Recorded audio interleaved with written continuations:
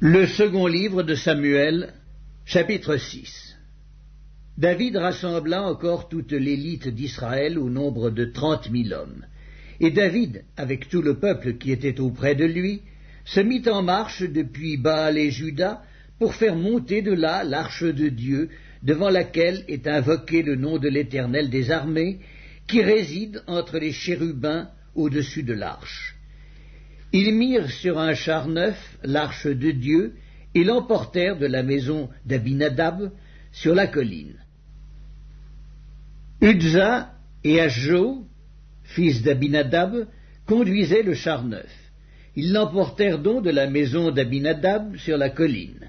Uzza marchait à côté de l'arche de Dieu, et Achjo allait devant l'arche. David et toute la maison d'Israël jouaient devant l'Éternel de toutes sortes d'instruments de bois de cyprès, des harpes, des luttes, des tambourins, des sistres et des cymbales. Lorsqu'ils furent arrivés à l'aire de Nakon, Uzza étendit la main vers l'arche de Dieu et la saisit parce que les bœufs la faisaient pencher. La colère de l'Éternel s'enflamma contre Uzza, et Dieu le frappa sur place à cause de sa faute. Uzza mourut là, près de l'arche de Dieu.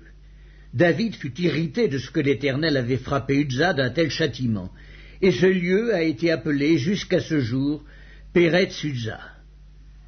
David eut peur de l'Éternel en ce jour-là, et il dit: « Comment l'arche de l'Éternel entrerait-elle chez moi ?»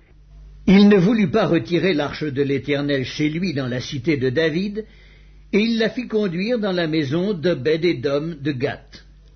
L'arche de l'Éternel resta 3 mois dans la maison d'Obed-Édom de Gath, et l'Éternel bénit Obed-Édom et toute sa maison.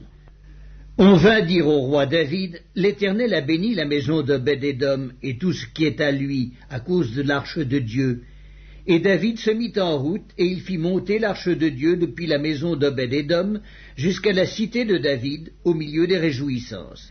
Quand ceux qui portaient l'arche de l'Éternel eurent fait 6 pas, on sacrifia un bœuf et un veau gras.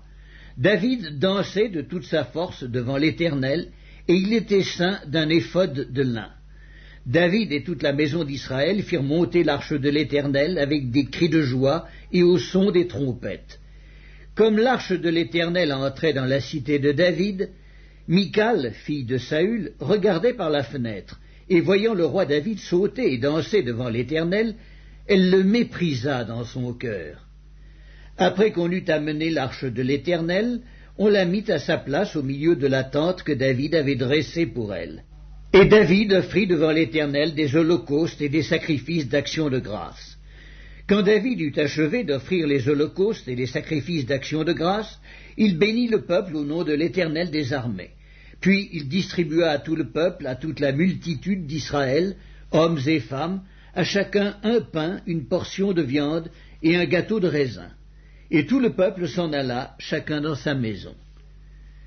David s'en retourna pour bénir sa maison, et Michal, fille de Saül, sortit à sa rencontre.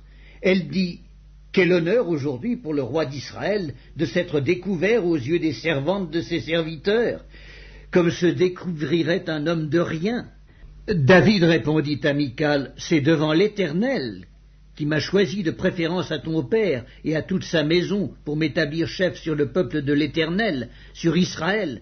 C'est devant l'Éternel que j'ai dansé. Je veux paraître encore plus vil que cela et m'abaisser à mes propres yeux.